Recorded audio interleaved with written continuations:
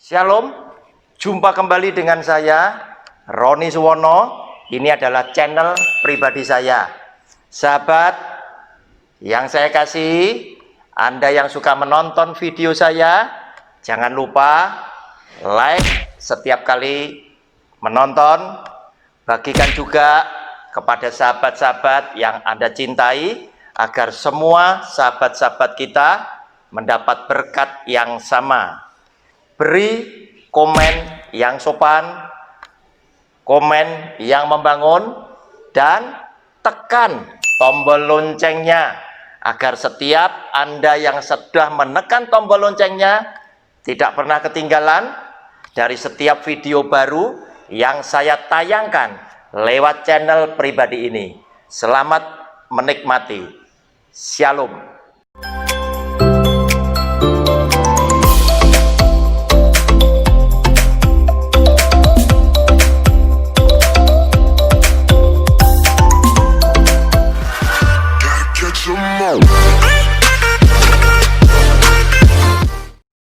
Shalom, jumpa kembali dengan channel pribadi saya lewat program Sabar Selidiki Alkitab bersama Roni Suwono.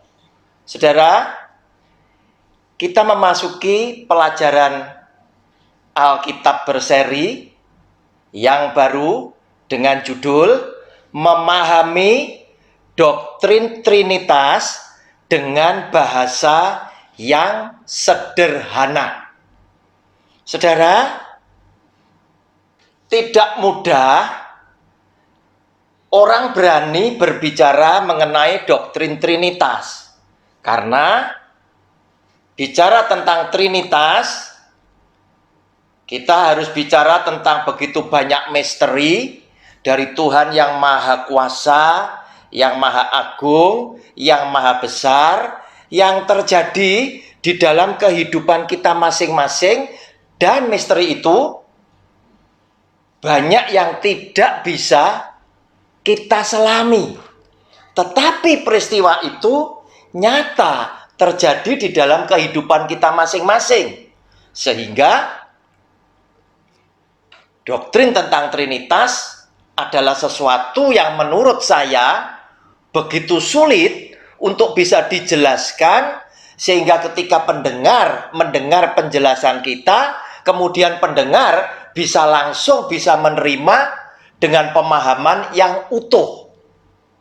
Namun dengan kerendahan hati saya, dengan ilmu saya yang pas-pasan ini, belakangan karena terjadi banyak perdebatan di media sosial tentang doktrin Trinitas, maka saya pun ingin mudah-mudahan dengan bahasa yang sederhana bisa menyejukkan teman-teman, khususnya yang suka belajar bersama saya lewat video-video saya. Bapak Ibu yang dikasih oleh Tuhan, siapkan alat tulisnya, siapkan Alkitabnya. Kita hari ini akan memasuki pendahuluan daripada inti doktrin Trinitas. Saya yakin jika Anda adalah orang yang mengasihi Tuhan, maka doktrin Trinitas ini bisa Anda terima, bukan hanya Anda berpikir saja, tetapi Anda berpikir juga menerimanya dengan dirasakan di dalam hati sanubari. Sehingga apa yang menjadi misteri, saudara nanti pada akhirnya bisa memahami dengan lebih jelas, dengan lebih benar. Karena doktrin Trinitas ini dirumuskan oleh bapak-bapak gereja kita, orang-orang suci pada zaman mereka merumuskan ini tadi, bukan tanpa sebuah pergumulan, tetapi secara pribadi mereka telah meneliti Alkitab, menggumulkan secara pribadi dengan maksud dan tujuan setiap umat ciptaan tentunya yang mencintai kepada Tuhannya ingin mengetahui, ingin memahami seperti apakah Tuhannya. Sehingga mereka secara pribadi, orang-orang suci tersebut dari semua agama itu menggumuli Alkitabnya masing-masing. Dengan maksud dan tujuan mereka ingin tahu seperti apakah Tuhannya sesuai dengan apa yang ditulis di dalam kitab suci. Saudara, oleh karena itu, dengan kemampuan saya yang pas-pasan, saya berharap Roh Kudus memberkati saya. Kemudian saya menerangkan kepada Bapak Ibu sekalian yang melihat, menonton video saya, semoga pas saya diberkati menyampaikan dengan benar. Dan Bapak Ibu yang belajar mendengarkan lewat video saya juga pas Bapak Ibu diberkati mengerti. Oleh karena itu, saudara, saya adalah orang yang paling santai menghadapi perbedaan pandangan. Baik pandangan dari kelompok-kelompok orang Kristen sendiri terhadap pandangan saya, atau pandangan saya sebagai orang Kristiani yang berbeda dengan pandangan daripada agama-agama yang lain. Kenapa? Karena saya tahu bagaimana bisa terjadi ketidaksamaan pandangan itu.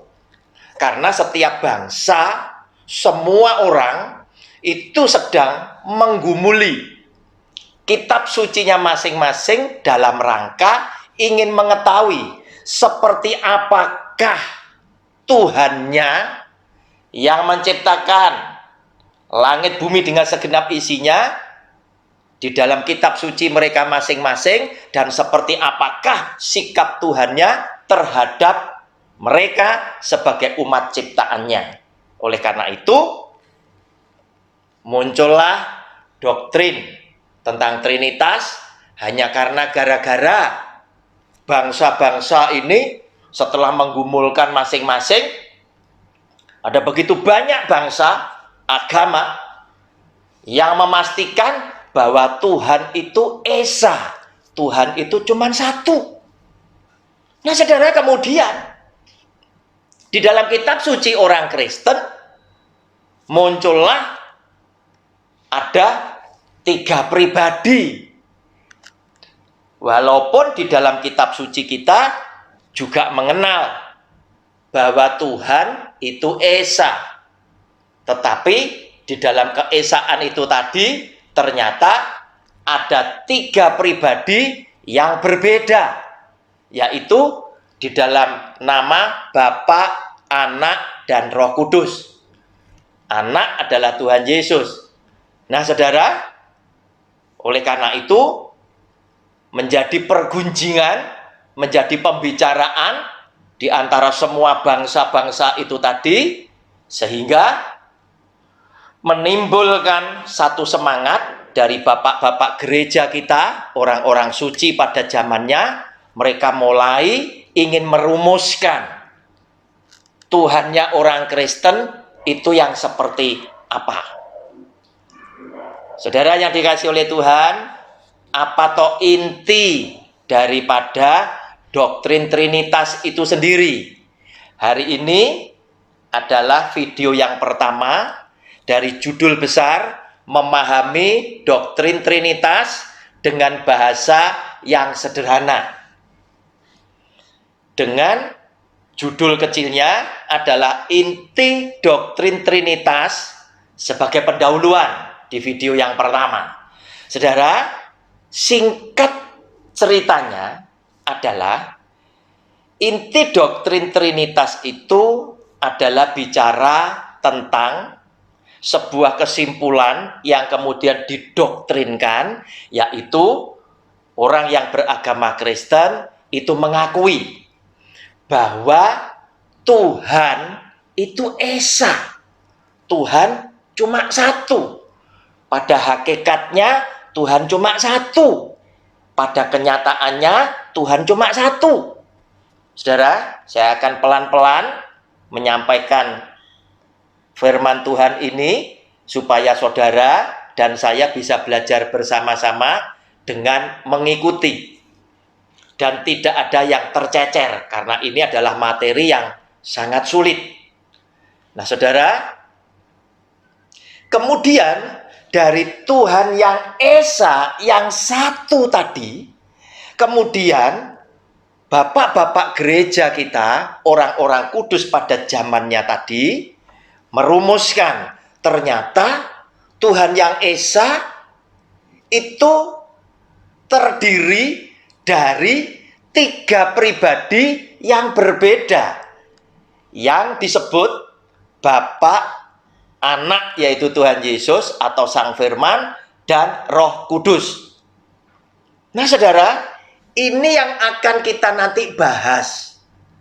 Dan saya akan lebih mudah ketika di video yang kedua dan sampai dengan yang ketujuh, saya akan tampilkan, tunjukkan ayat-ayat firman Tuhannya yang nanti bisa membawa saudara kepada pengertian bahwa 3 ini sebetulnya adalah satu hakikat, yaitu keilahiannya, kealahannya, ketuhanannya cuma satu.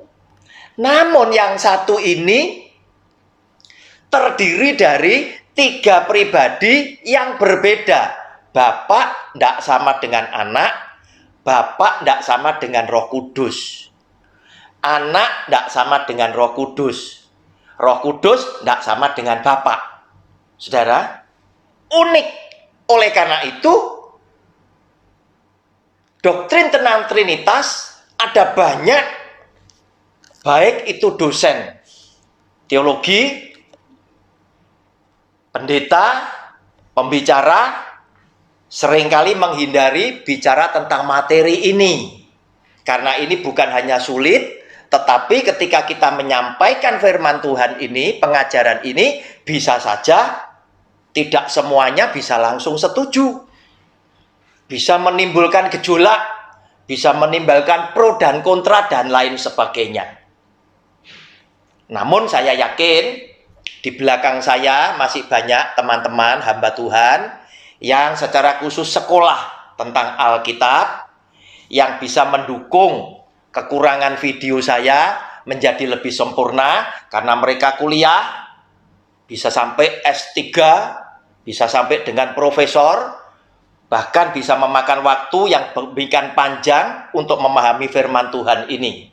Saya yakin mereka pun mungkin akan tergelitik melihat saya berani menyampaikan doktrin Trinitas ini. Saya berharap mereka muncul sebuah semangat bahwa mereka juga akan melengkapi video-video yang saat ini menjadi pengajaran dan bisa menyejukkan orang Kristen yang sementara waktu menyaksikan video-video tentang Trinitas, ada sebagian yang timbul ketakutan dan kirim WA ke saya. Mereka bertanya kepada saya, Pak Roni, apakah karena seseorang gagal memahami doktrin Trinitas, kemudian orang ini bisa celaka dan tidak diselamatkan? Saudara, tentunya tidak separah ini, tidak semengerikan ini. Lewat video ini saya ingin memberikan jawaban sekaligus. Walaupun Anda gagal memahami doktrin Trinitas, bukan berarti Anda langsung tidak selamat. Kenapa? Karena keselamatan lebih berbicara tentang bagaimana kasih sayang saudara Anda tunjukkan lewat perilaku, lewat perbuatan baik dan benar, mengerjakan perintah Bapaknya yang ada di surga, sehingga keselamatan lebih dititik beratkan kepada hubungan pribadi kita, kedekatan kita dengan Allah Sang Pencipta.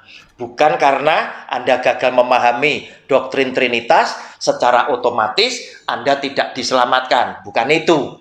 Kenapa? Karena sebelum doktrin Trinitas ini lahir, tercipta, sampai detik ini kita berbicara, bukankah juga ada orang-orang suci, orang-orang kudus, orang-orang hebat yang menjadikan perilaku mereka berkat bagi banyak orang dan mengagumkan Tuhan yang hidup sebelum kita, sebelum doktrin ini ada. Dan mereka pun juga adalah orang yang pasti lewat perbuatan baik mereka diperhitungkan oleh Tuhan Sang Pencipta yang Esa.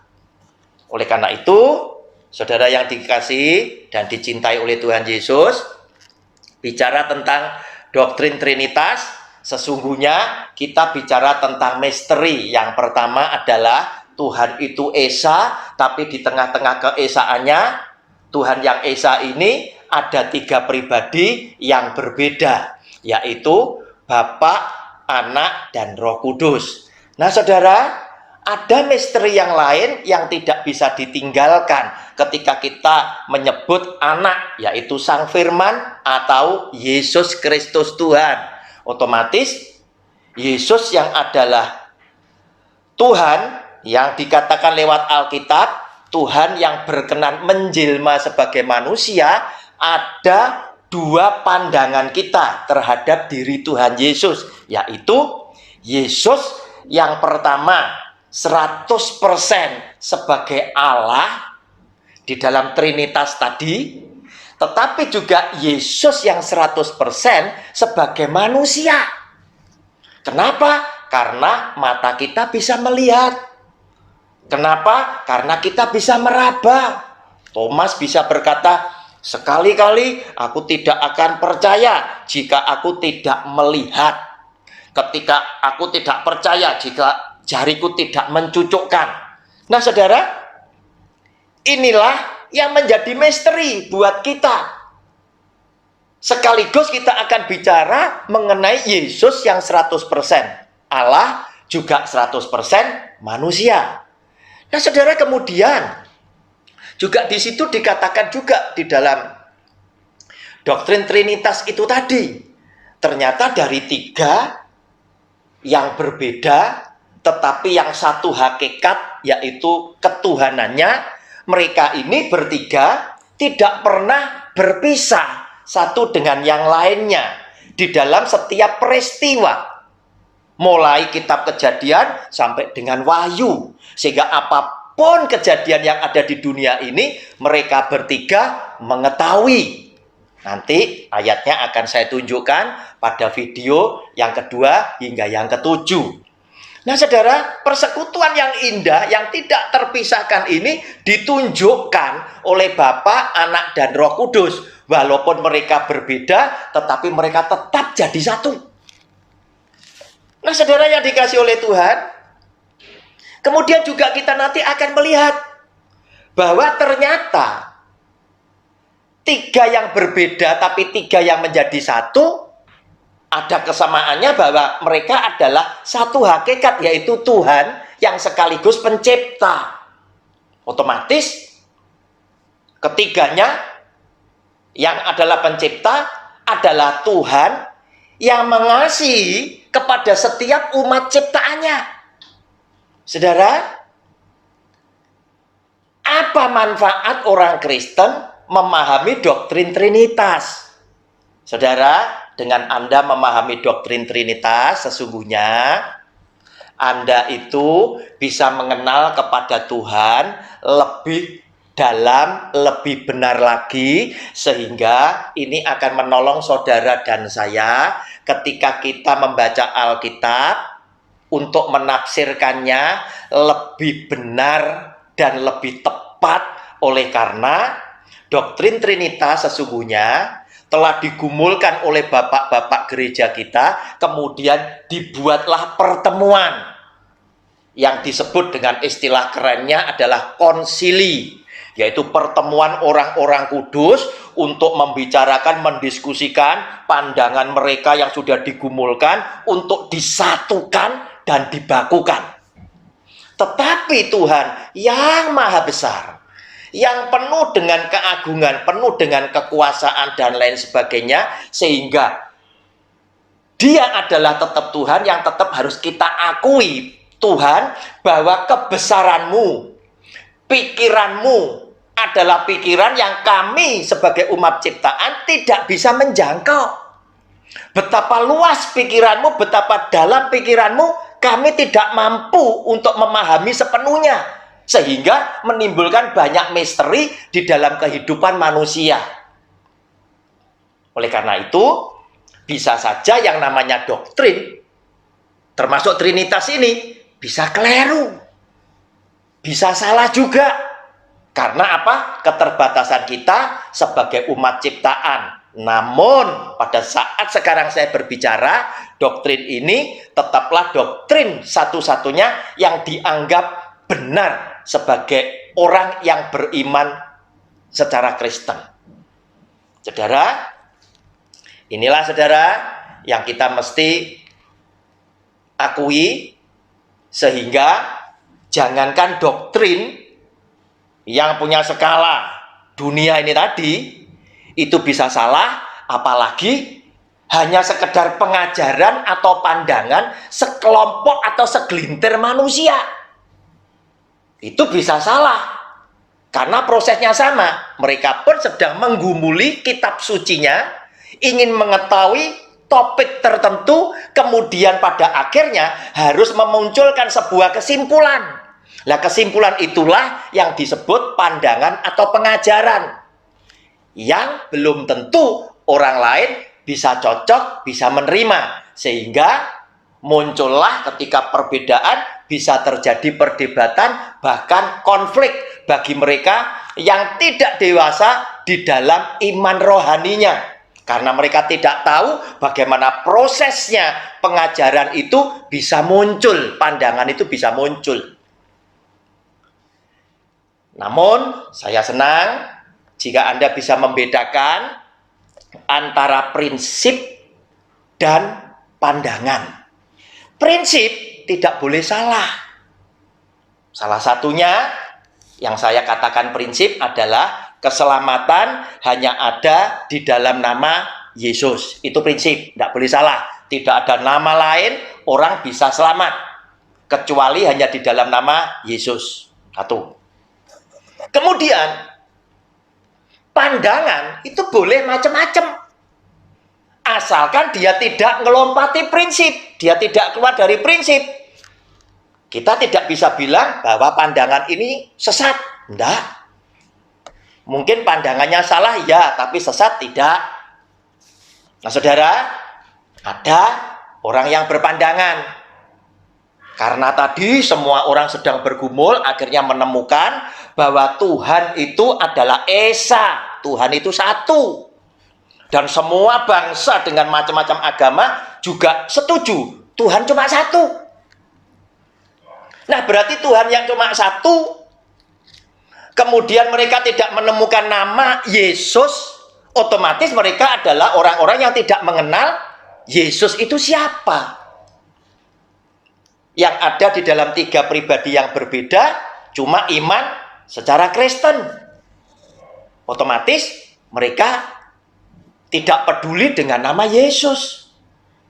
Namun saudara yang dikasihi, jika tadi kita punya kesimpulan yang sama, tiga pribadi yang berbeda adalah sekaligus pencipta yang sama, tentunya mereka juga adalah pribadi yang sama-sama mengasihi umat ciptaannya. Nanti saya tunjukkan ayat-ayatnya di video-video saya yang selanjutnya. Sehingga muncullah dua pandangan yang tidak sama.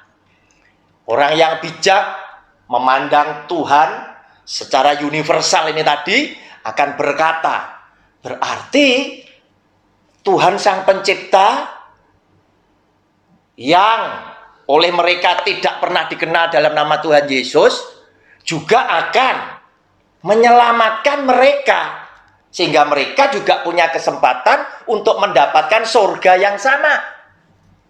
Tetapi ada juga pandangan yang berbeda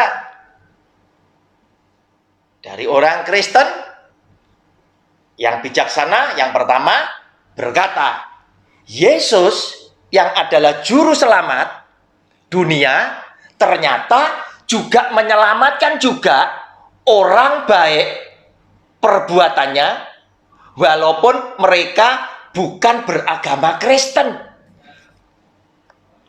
Yang bijaksana akan berkata demikian karena kelompok orang-orang ini akan memandang bahwa Tuhan yang Esa di dalamnya Trinitas tadi salah satunya adalah Yesus. Dan di dalam kitab suci orang Kristen ditulis tidak ada satu nama pun yang oleh karena nama itu orang bisa diselamatkan kecuali di dalam nama Yesus. Berarti jika Yesus adalah Tuhan yang menciptakan juga, dia pun akan menyelamatkan ciptaannya yang berperilaku baik dan benar walaupun mereka bukan orang Kristen. Saudara yang ekstrim, dan saya tetap menjadi sahabat mereka, mereka berkata secara ekstrim, berkata demikian. Karena kitab suci cuman berbicara bahwa Yesus satu-satunya nama yang siapa percaya kepada dia, di dalam namanya diselamatkan. Sehingga oleh karena engkau tidak Kristen, engkau tidak percaya kepada Tuhan Yesus, engkau tidak mengenal nama Tuhan Yesus, maka pasti engkau masuk neraka. Nah saudara, tentang pandangan yang berbeda, silakan Anda jalan sendiri-sendiri. Saya tetap menghormati setiap pandangan yang tidak sama. Namun, di dalam pelajaran doktrin tentang Trinitas ini tadi, sesungguhnya bapak-bapak gereja kita dan orang-orang suci pada zaman itu sedang ingin menggumuli kitab suci kita. Setelah mereka mempelajari secara pribadi, mereka mengadakan pertemuan yang disebut dengan konsili untuk merumuskan supaya muncul sebuah pemahaman, yaitu doktrin yang baku dari pergumulan mereka masing-masing pribadi, maka lahirlah doktrin Trinitas ini. Nah saudara, doktrin ini kurang lebihnya adalah ingin mengetahui seperti apakah Tuhan Sang Pencipta yang ditulis di dalam kitab suci kita. Nah saudara, kemudian muncul juga Yesus yang adalah Tuhan yang menjelma sebagai manusia, menimbulkan konflik dengan Roh Kudus yang menyempurnakan pekerjaannya. Nanti kita juga akan pelajari. Tetapi saudara, yang pasti Yesus yang adalah Tuhan justru membuat Allah yang abstrak, yang tidak bisa dilihat, itu menjadi nyata karena kehadirannya dia. Saudara, menarik sekali pelajaran tentang doktrin Trinitas ini. Untuk itu, jangan pernah Anda terlewatkan dengan video-video yang jumlahnya ada 7 video hingga tuntasnya, dengan satu harapan, semoga ilmu saya yang pas-pasan, pas diberkati Tuhan, saya menyampaikan dengan benar. Dan Anda yang rindu mendengar firman Tuhan juga pas diberkati oleh Tuhan, sehingga Anda menangkap dan mengerti tentang apa yang Tuhan Yesus maksudkan, sehingga kita sama-sama diberkati. Shalom, kita berjumpa pada video yang kedua. Haleluya, amin.